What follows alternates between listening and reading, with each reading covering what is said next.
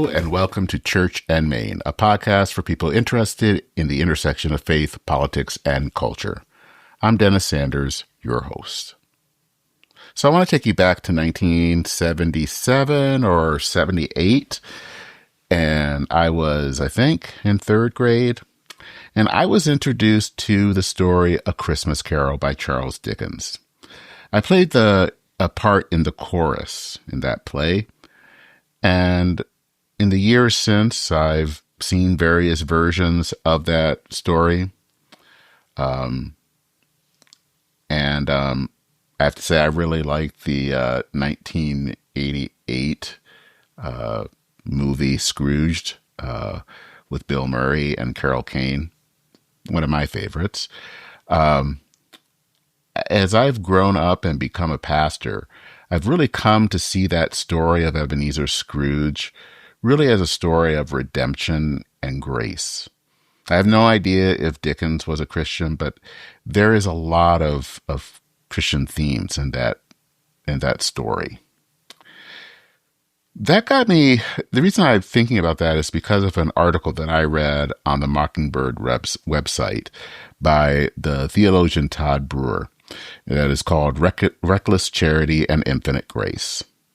And the article examines why Christians are so charitable.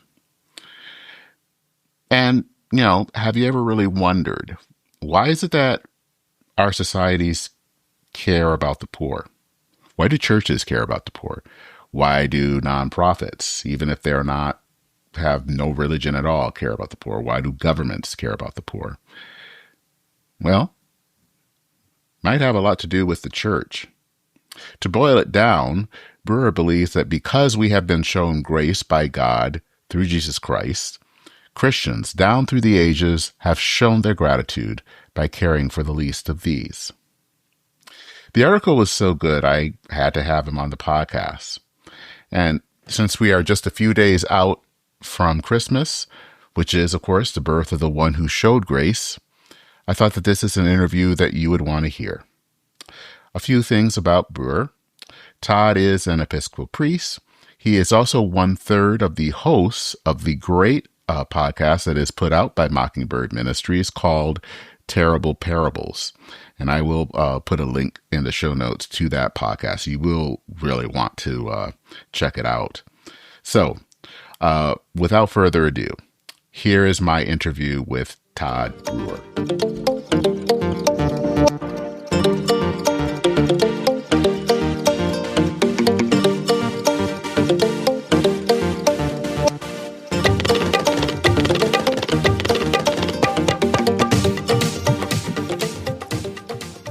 Well, thanks for taking the time to chat with me this morning. I wanted to kind of start out by knowing a little bit about who you are and your faith journey. Sure. I am the managing editor for the website of Mockingbird Ministries. I've been in this position for about, 5.5 years now. Before that, I taught at undergrad and seminaries. And then before that, I was at a church for a little bit and doing PhD and did a curacy while doing that as well. I'm an ordained Episcopal minister. And yeah, how much time do you have for the faith journey? That's my, We've got time. Yeah. I mean, I would say, I grew up an Episcopalian. Mm-hmm. My dad is an Episcopal priest.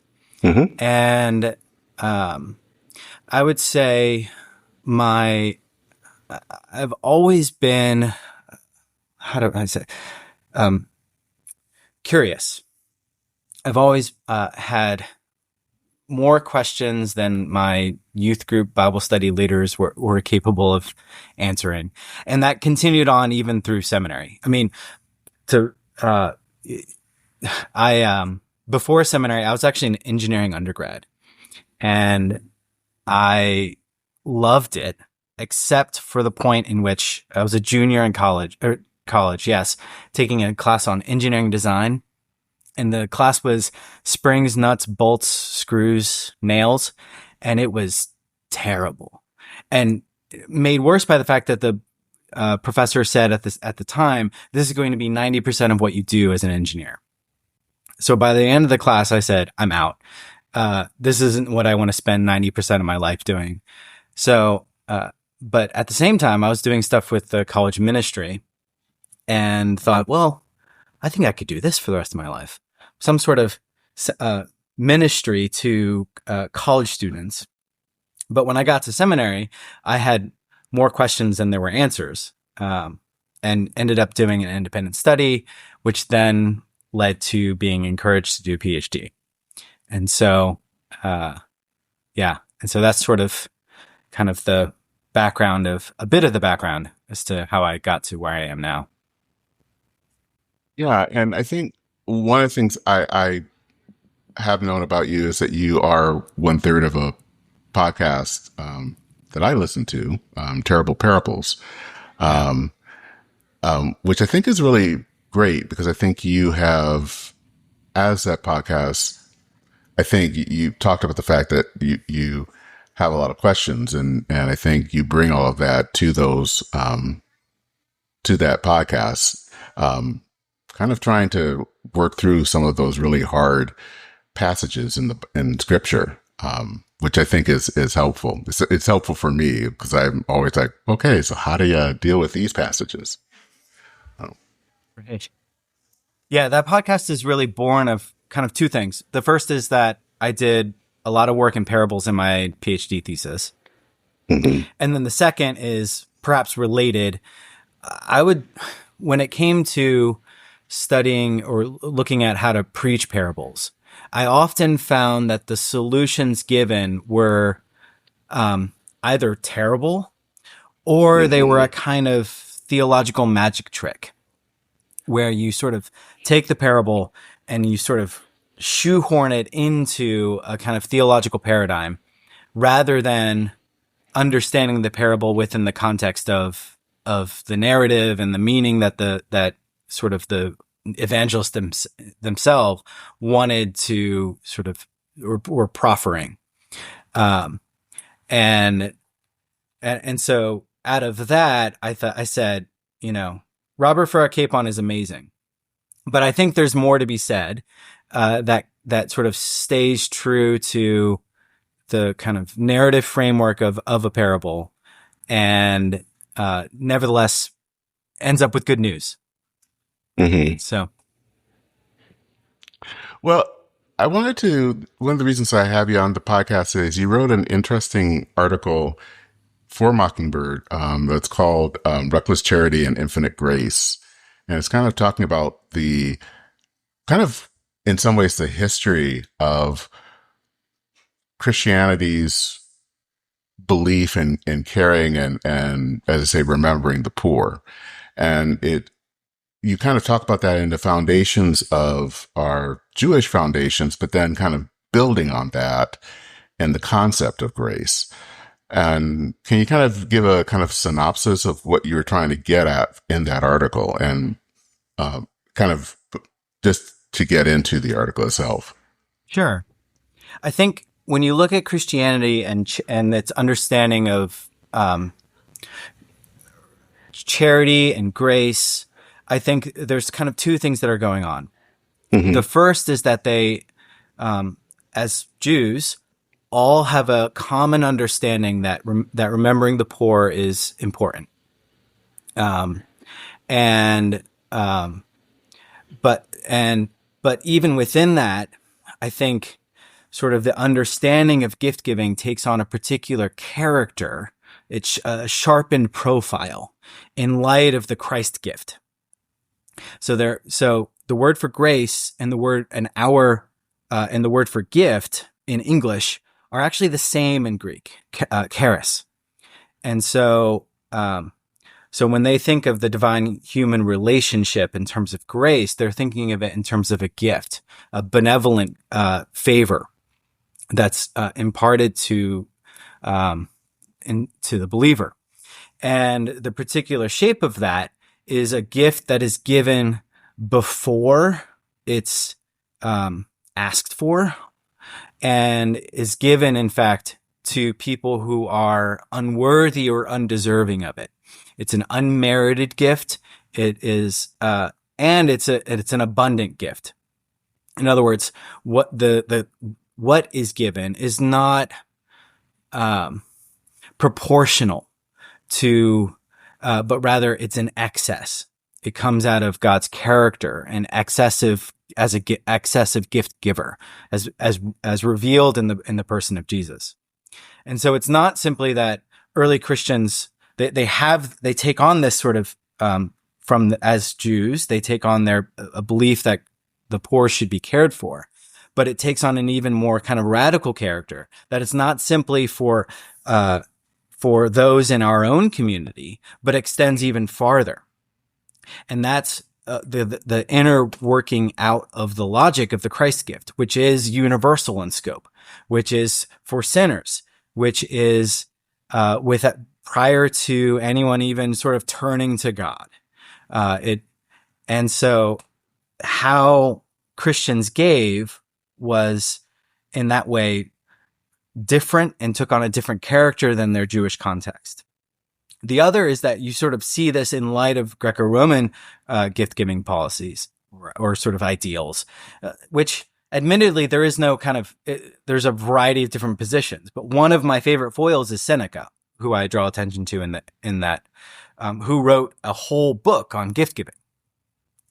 And for Seneca, he understands gift-giving as a kind of modification of the Greco-Roman patronage model, in which you don't give to people who are bad gift givers themselves. You need to give to people who will reciprocate. You need to give to people who will show gratitude, for whom, and this is important for Seneca because gift giving is the means by which relationships are established. And so you wouldn't be reckless in your gift giving. He sort of cautions and urges a judiciousness in terms of who you give your gifts to. And one of the corollaries to that is you want to just give to the poor, a farthing. This is the old English translation.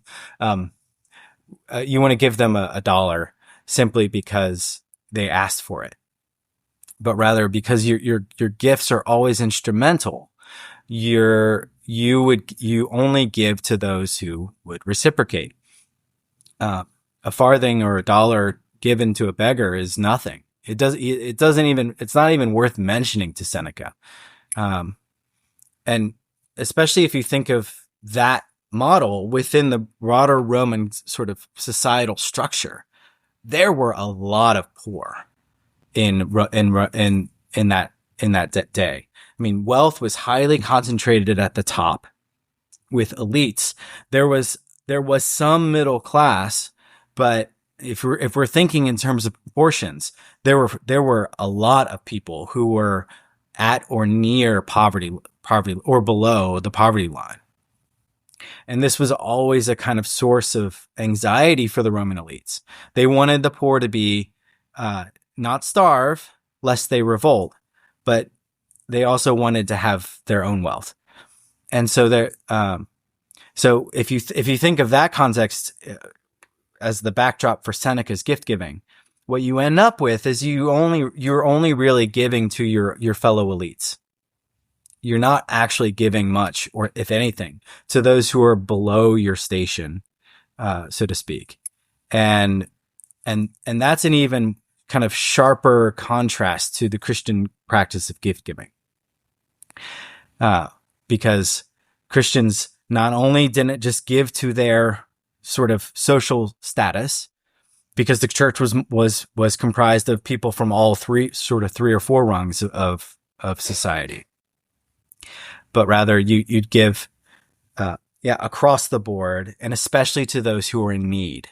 And that's the kind of interesting, if there is an indexing of one's gift in early Christianity, it's not in accordance with worth, but rather it's in accordance with need. So basically, it sounds like then the Roman model was more of a transactional model in that case, that it was kind of, I do something for you, kind of you do something for me kind of way of doing things. Yeah, Seneca likens gift giving to the throwing of a ball, in which you give a gift and a gift comes back, and that kind of back and forth is fun, but it's the means by which a relationship is established, and that's the ultimate goal. You wouldn't play catch with a toddler, as far as Seneca's concerned. You'd only play catch with someone who could return the ball. Mm. And how did Roman society view this kind of Christian model that was so foreign to them, that was so different and wasn't in this kind of a transactional or kind of in a way that just kind of benefited them, but that just was just kind of reckless in who they gave and especially to care for those who just wouldn't be able to give back at all. Yeah, one of we have a kind of handful of Roman writings where they engage with Christianity.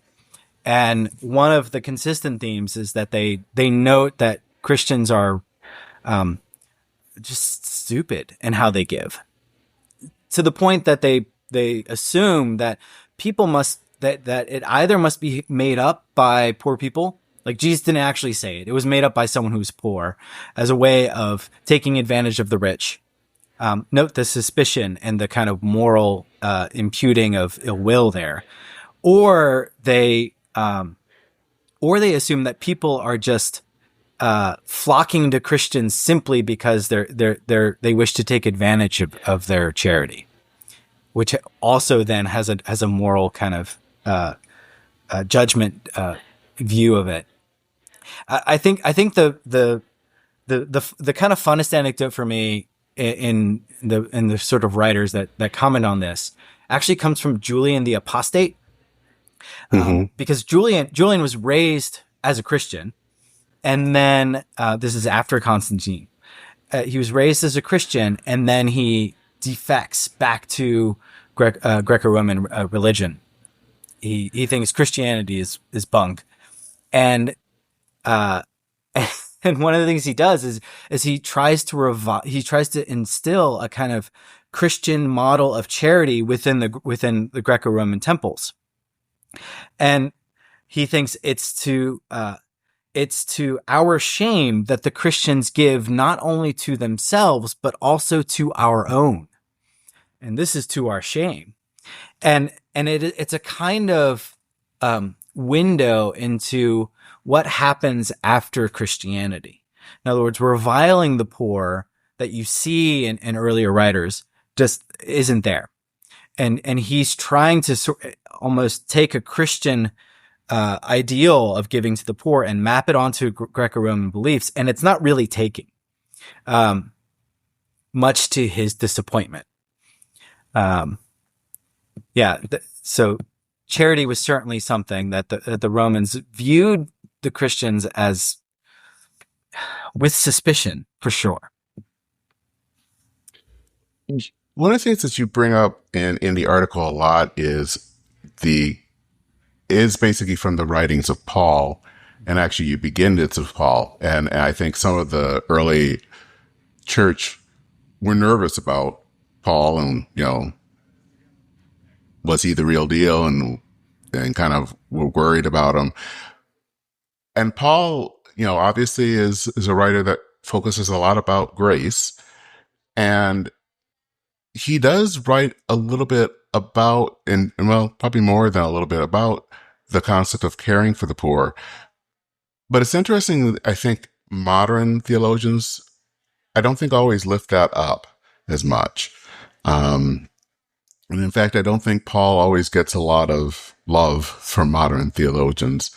And I'm kind of curious your thoughts about that, why that doesn't happen, and why, I think you point here that in one part of the article that you say that one cannot remember the poor if it has not first been made, if one has not been first made infinitely rich in grace, and which I think is an important aspect, but that isn't always lifted up.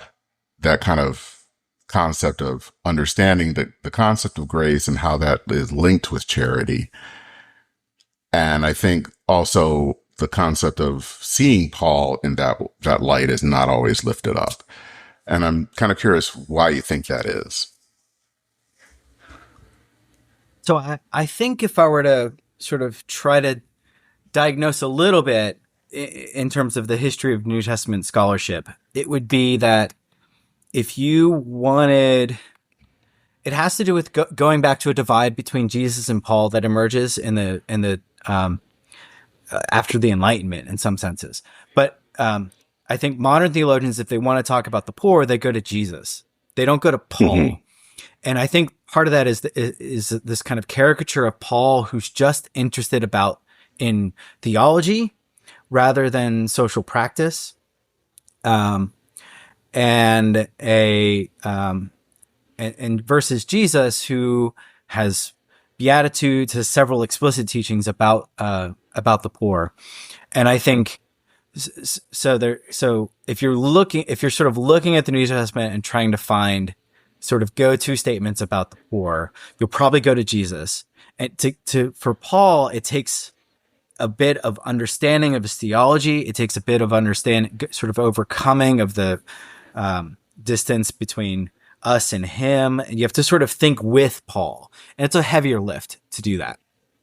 But I think ultimately arises from this kind of rupture that is seen between Jesus and Paul. As it was William Vreda said that Paul was the second founder of Christianity. You have mm-hmm. sort of Jesus, and then the second, and in fact, real founder was Paul. And as soon as you start seeing those two as distinct and separable, then I think, and you're then going and asking about how do you sort of create a theology of giving to the poor. The easier route to go is with Jesus. Hmm. What do you think are the implications of this article and what you wrote for today? What is it talking about? What does it mean for modern Christians for today? And what does it mean for society for today? Yeah, one of the things I love about the study of history and the scripture in general is that it's just so different. Because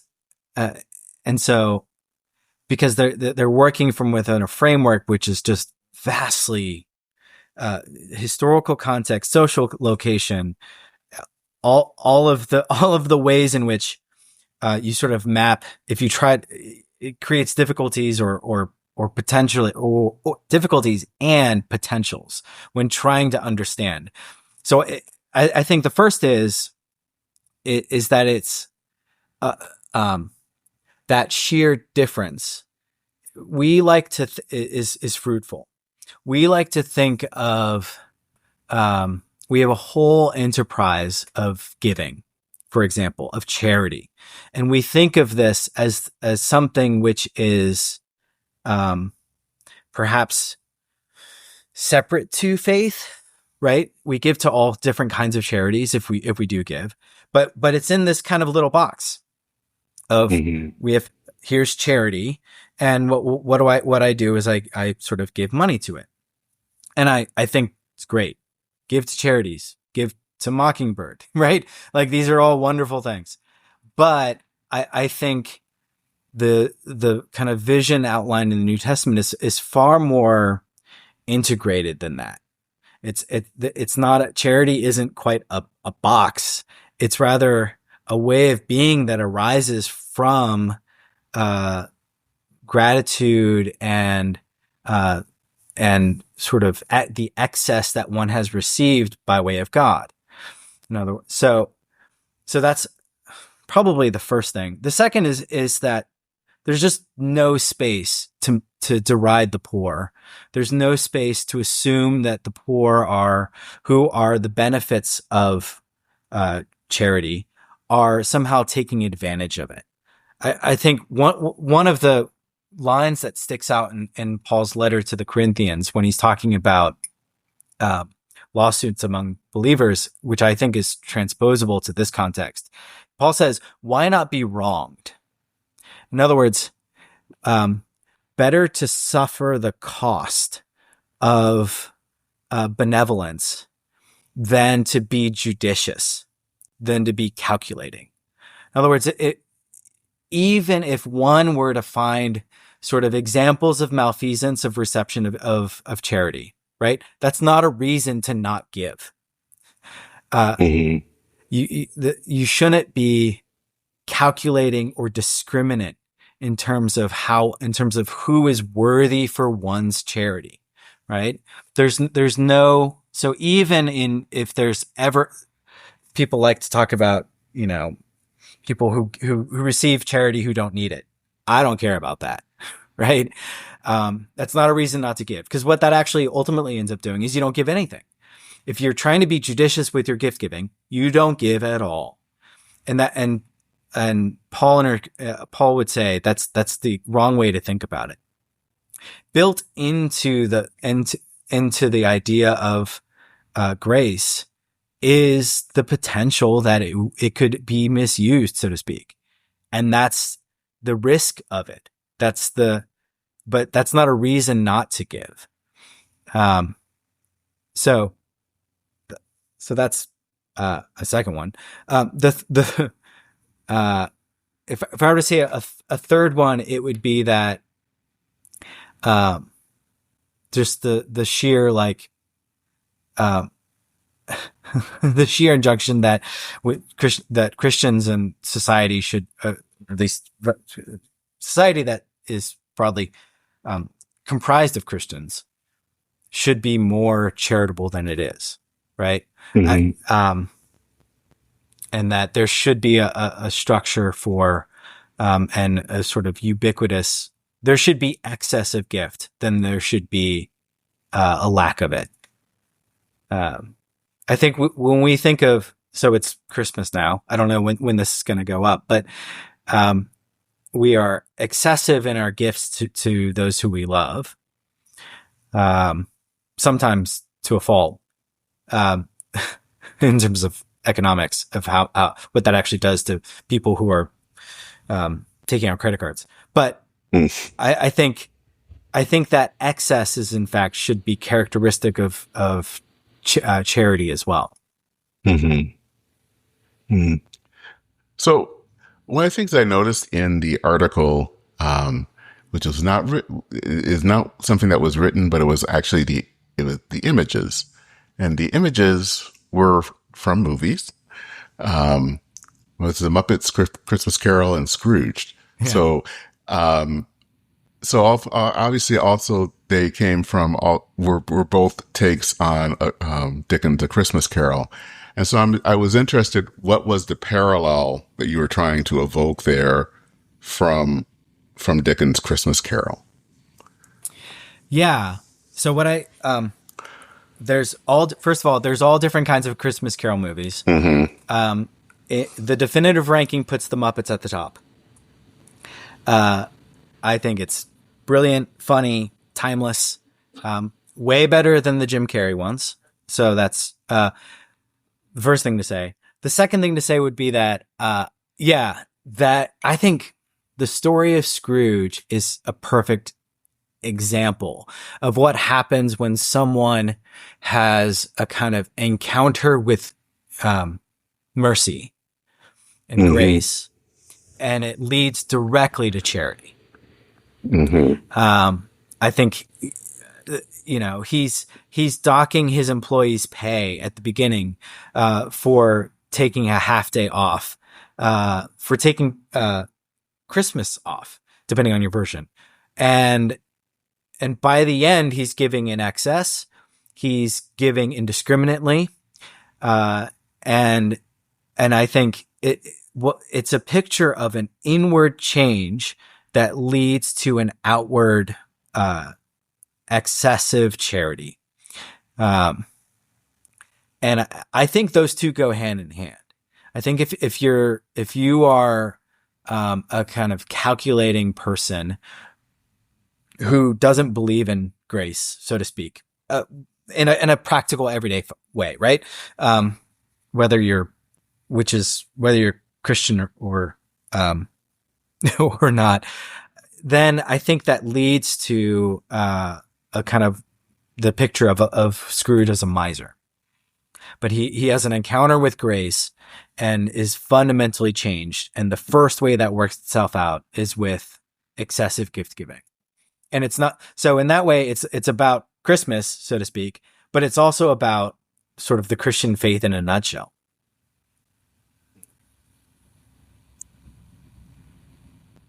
Yeah, I think there's always a part from that play, I think, where some people come and ask him early on, this is before the encounter with the spirits, for charity. And he says something to the effect of that if the poor die, that's kind of that helps the population or something, which reminds me of this article about how sometimes Romans sometimes acted with the poor or with even with infants that had deficiencies or something to that effect. And then, how his change was at the end of the story, that kind of miserly spirit does change. And it is a story of redemption and mercy and grace. So yeah, I mean, I knew that there was a reason that those images were there. And it wasn't by accident. So. Yeah, if I had timed it right, I would have published the article, a month later, right at the height of Christmas. Yeah. But yes, decrease the surplus population, I think is what he says. Exactly. That is exactly what he says. Decrease the surplus population. Yep. That is it. Well, I wanted to briefly talk a little bit about the other article that you wrote it just came out a few days ago, and that was your recent trip to, and I'm always going to get this wrong, it was Society of Biblical Literature, and then there's the other organization, which I'm always forgetting. But you've written actually 2 articles about that, and I wrote something kind of riffed on that one earlier about kind of your journeys about going to the Society of Biblical Literature and how that has changed over time. And I'm just kind of curious of your observations about that and kind of to share your thoughts about how has that changed? How has you kind of talk a little bit in that article about the splintering of theology and how that in some ways people don't really allow the text, they don't take the text seriously in the way that it should be taken. Yeah. So I've been going to the Society of Biblical Literature and American Academy of Religion meeting for, I think my first one was 2005. Now I feel old. Yeah, it was about right. No, not 2000. It was anyway. It was 2008. Sorry. There you go. Still old. And when I first went, I was interested in historical Jesus studies. And so I basically went to any and every historical Jesus session that I could. I was kind of never done a conference before. This is what I want to study. Let's go to all the sessions.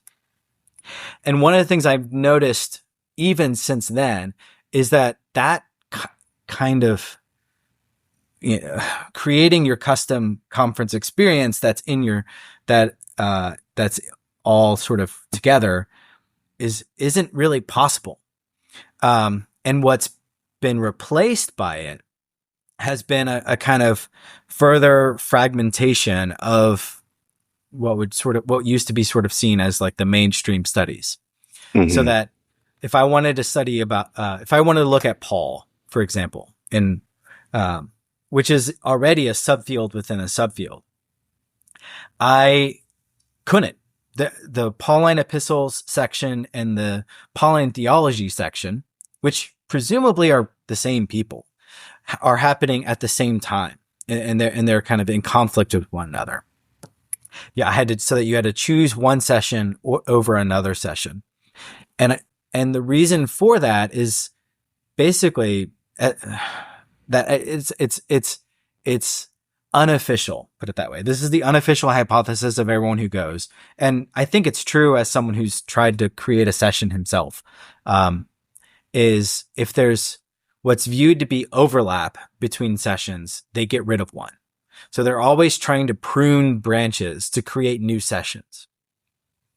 And yeah. And so I think the state of academia right now is that we all have our specializations, but even within our specializations, there's a special kind of expertise within our specialization that's even more narrow than one might think.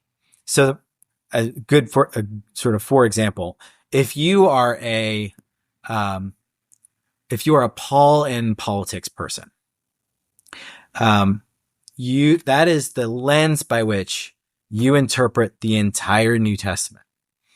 And in fact, I saw a message on the SBL message board that was something to the effect of, I'm a Paul in politics person. What introductions to New Testament should I be using that reflect this approach? So that they were going to be teaching the entirety of the New Testament according to a kind of politics and Christianity angle. Now, as a study, sure, but that's not the only, nor is it perhaps the best lens by which to understand the New Testament. But that's kind of but that's the state of the field. You are a gospel scholar, but really you're a parable scholar. And even within that, you're a parable scholarship scholar within the last 50 years. Everyone's sort of burrowing down into these kind of smaller and smaller niches of expertise, and with very little interest in sort of outside your field. Mm-hmm. So like one of the reasons why I chose the supervisor that I did for my PhD is that I read, he wrote a book on Paul, which is excellent, called Paul and the Hermeneutics of Faith. And what I walked away from that impressed with was his ability to both do Paul and theology and Old Testament and hermeneutics. It was a very kind of unified field theory almost of an understanding of Paul and his relationship to the broader canon. And I said, that's someone who's an integrated thinker who isn't sort of happy with a very small, narrow band of expertise. And that's the kind of scholar I wanted to be. That's what I wanted. I didn't want to be a niche scholar who knew everything about 2 lines in Paul, right?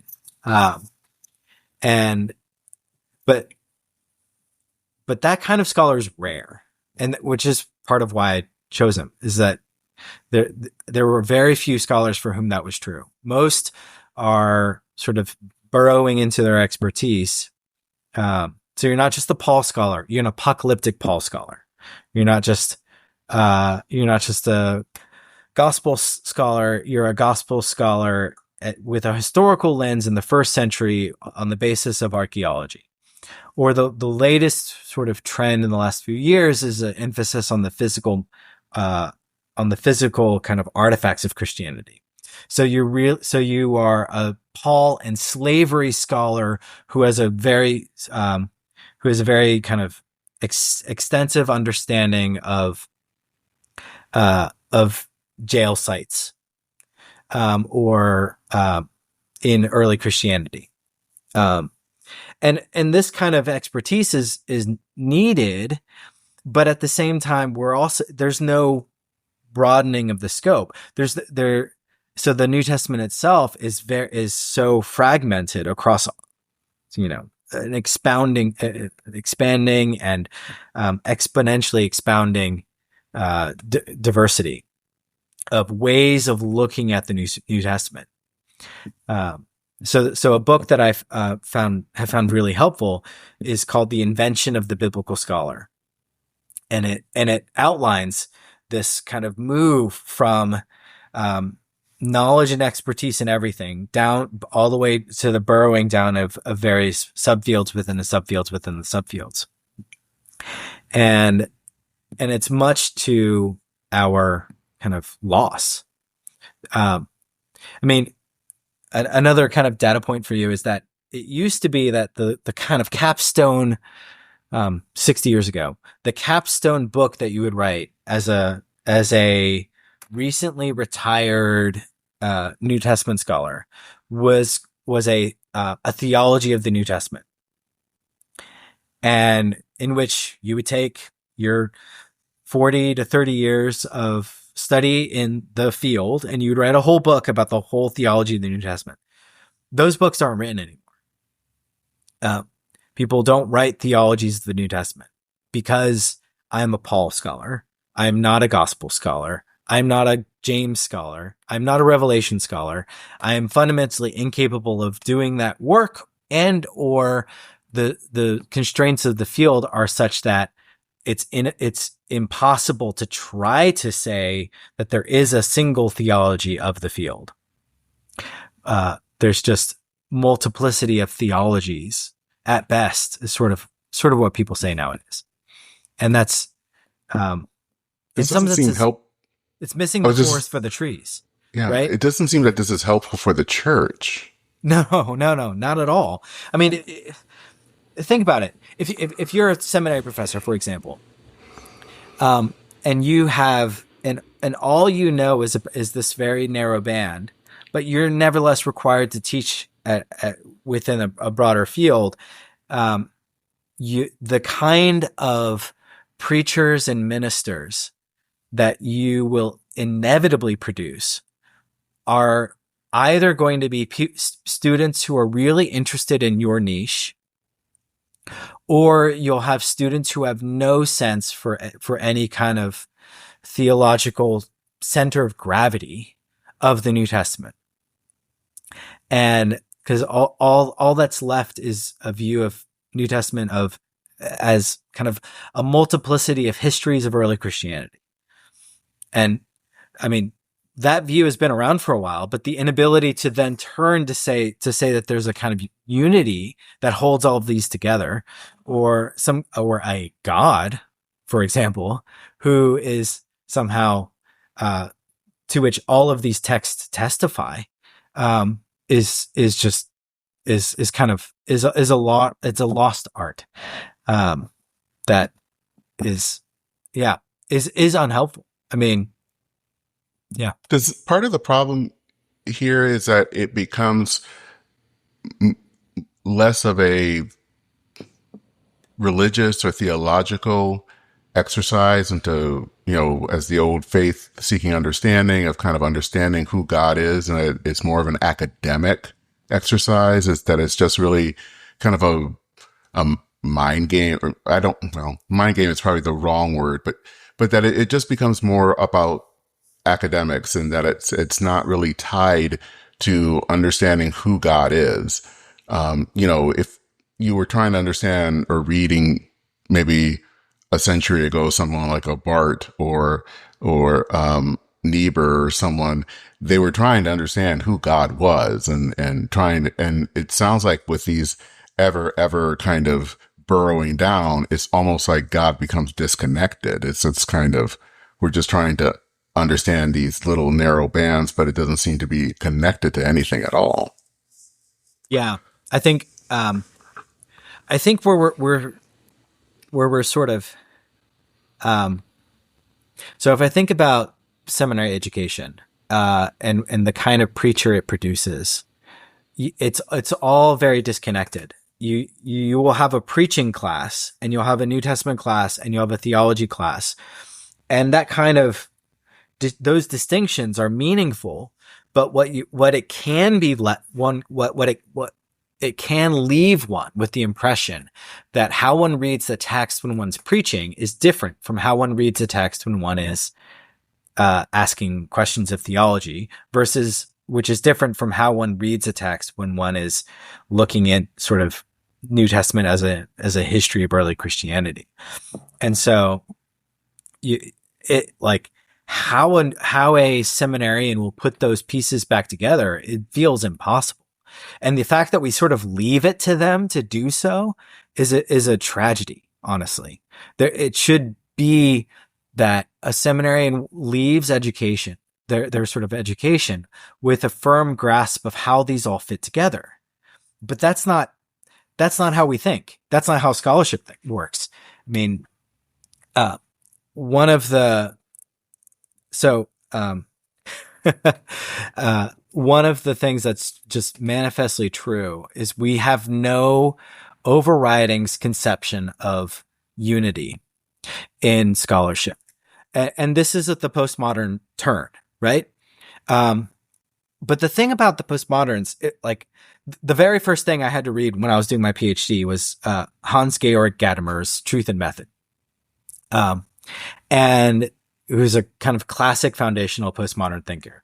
But if you read Gadamer, or if you read Foucault, or if you read Derrida, the thing about them is that they are observing the diversity and fragmentation of the world, and that meaning is multiple. It's not singular, it's multiple.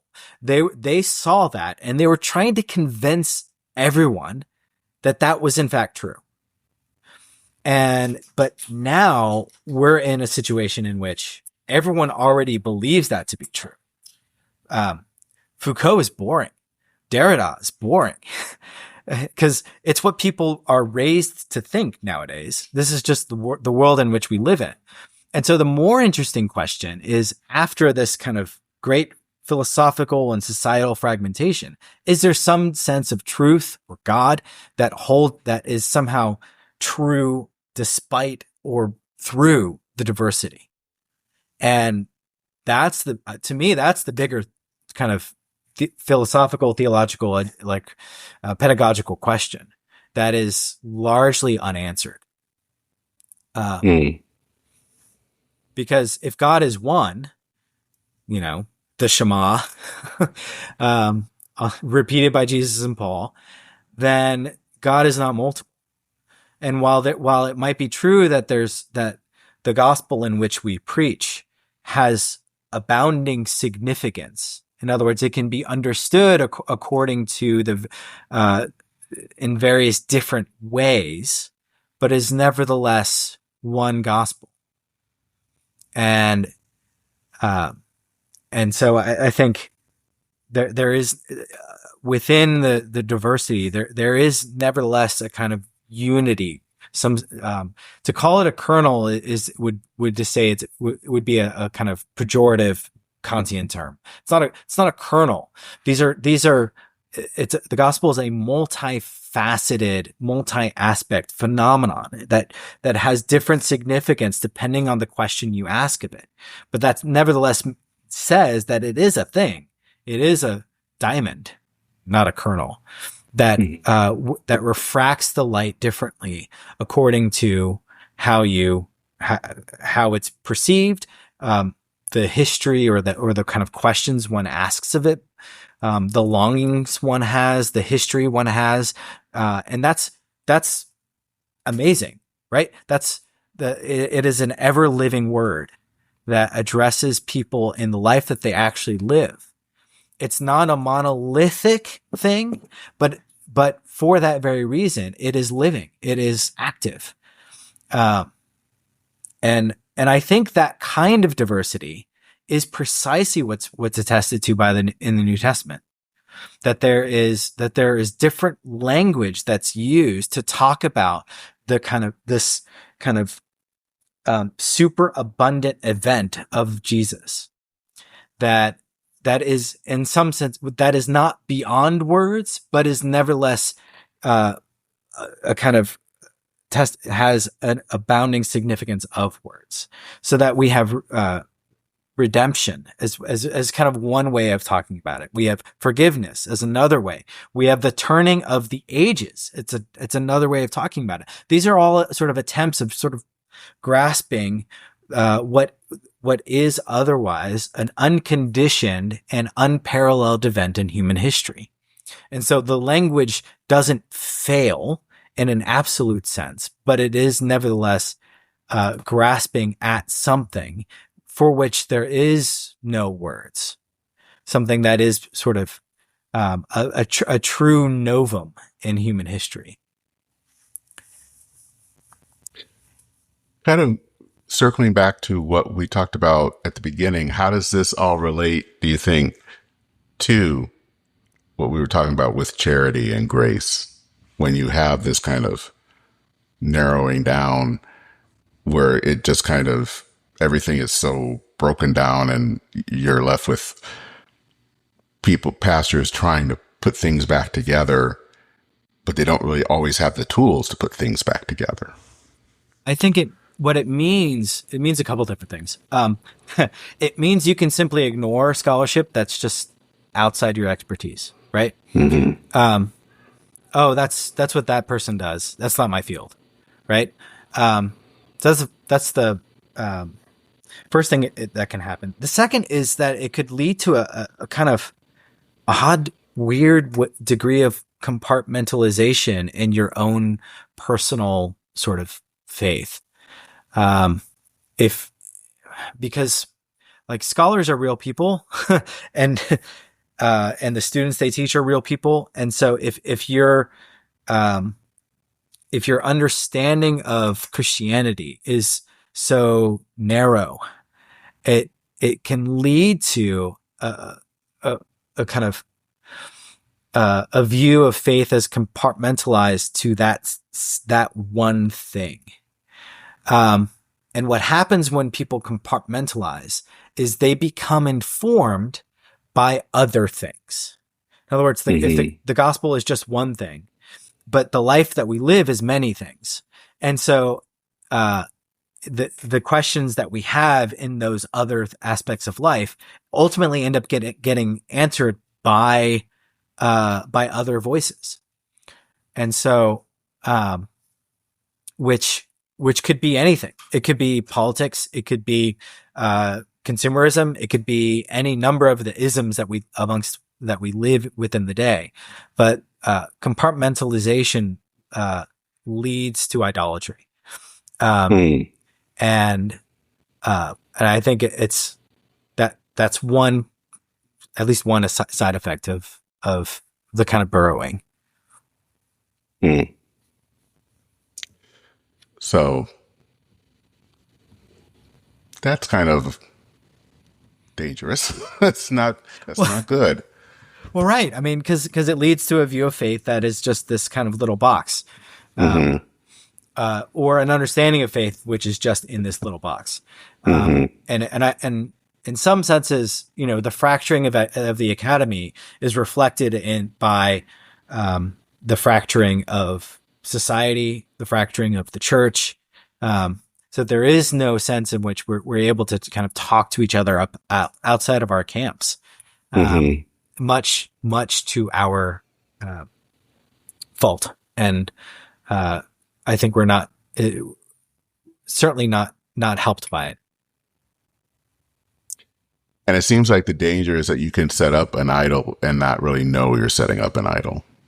That you could set up something that looks like God, but really isn't God. Yeah, I mean,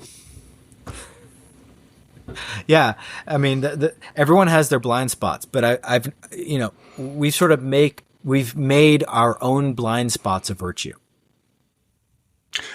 Yeah, I've noticed that. Noticed that a lot lately. And I think that that's sometimes the most dangerous of the blind spots, is when we make those our virtues. So,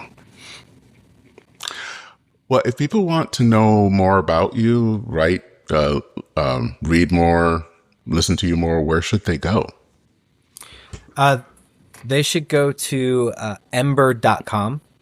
It's where all my writing basically appears. I also my PhD thesis was published. If you are so brave, and have an extra chunk of change, I'm not plugging it to make money. I don't make any money off of it. It's called Hermeneutics and Early Christian Gospels. I think I attempted to try to make it an integrated not study that isn't simply restricted to one particular field. My advisor's kind of adage, apocryphal adage, I'll say, is go big or go home. So don't burrow, keep asking bigger questions. And so I like that. So look there, or ember.com for sure. Yeah. Well, Todd, thank you so much for this. This was really a great conversation on both topics, and I hope maybe sometime in the future to have you back. Yes, thanks for having me, Dennis. All right. Take care.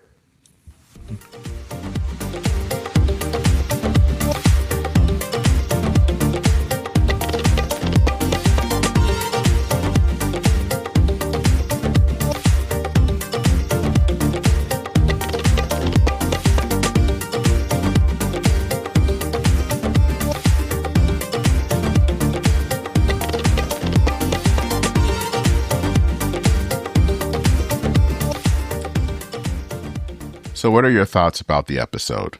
What do you think about the links between grace and charity? Now, as you can tell, we did talk about other things besides that. We went on to talk about another article that he had written afterwards about his recent visit to the latest meetings of the Society of Biblical Literature and the American Academy of Religion. So I'd also love your thoughts about that. I'm hoping to have him back to talk a little bit more about that. Those were some important discussions, and I'd love to talk more about that, just because I think they have important implications about seminary, and then how that relates to the forming of pastors, and how that relates to then congregations. So I'd love to hear your thoughts on all of that. As usual, you can send me an email at churchandmain@substack.com. I will include links to both articles and also links to the Terrible Parables podcast. Also, if you want to learn more about the podcast, listen to past episodes, or donate, as usual, visit churchandmain.org. You can also visit churchandmain.substack.com to read related articles. I have a new one up that is called I have a new one up that I will also include the link to, that is Go to Church Anyway, that you would might want to listen to, or might want to read. And I also have a recent one that you may also want to. It didn't get a whole lot of play. I don't know why. That was about social media. And that was actually related to a recent podcast that I did with Joseph Wolniak, where I think that sometimes we only want to kind of focus on just kind of blaming the people. We want to blame the algorithms and all of that. And I'm here for that, but I think too often we want to let ourselves off the hook. And usually it's always interesting that we want to blame social media. And sometimes I see videos on YouTube of people blaming social media, which is really weird that they're blaming social media on social media. That's just kind of somewhat strangely, pardon the term, meta. So I wanted to kind of talk about that. So I'll also include the link to that as well. So also, as I said, so you can see all of that at churchandmain.substack.com to read those articles. If you want to, please consider subscribing to the podcast. You can do that on your favorite podcast app. I hope that you will consider leaving a rating or a review. That always helps others find this podcast. You can leave a donation. There is a link for that a link to buy me a coffee, to make a one-time or recurring donation. There is also a link if you want to make sure that you receive this new episodes in your email inbox. That is it for this episode of Church and Main. This is actually going to be probably going to be the last episode before Christmas. So if I don't have a new episode before Christmas, I will say it right now that I hope you have a Merry Christmas. And I hope that you are able to take some time to celebrate, take some time to rest, and we will see you on the other side. So take care, everyone. Godspeed, and I will see you very soon. This is Dennis cutting back in. I just wanted to say this is the last podcast for 2025, and I did want to say a big thank you to everyone who listened throughout the year. Thanks to anyone who donated, both here for the podcast and for anyone who donated on Substack. Anyone who left a rating or a review. Just wanted to say thank you. Thank you for making this podcast what it is. And I look forward to doing more podcasts in 2026. 2026 will mark 5 years of doing this podcast. It started kind of as just trying to do something, and first episodes were kind of a little odd, and have kind of evolved over time. And I just wanted to say thank you. And we will be back in the first week of 2026 with new episodes. And we'll be going on from there, talking about the intersection of faith, politics, and culture. And of course, with everything that is happening in the world, we will have a lot to talk about. Things will not be boring. From what is going on in Washington to things such as AI, to other issues, we will have things to talk about, and where faith intersects with all of that. So I hope that you have a good holiday, and as just kind of in keeping with the episode that we just listened to, I will leave you with the words of Tiny Tim. I hope that you all have a Merry Christmas, and God bless us, everyone.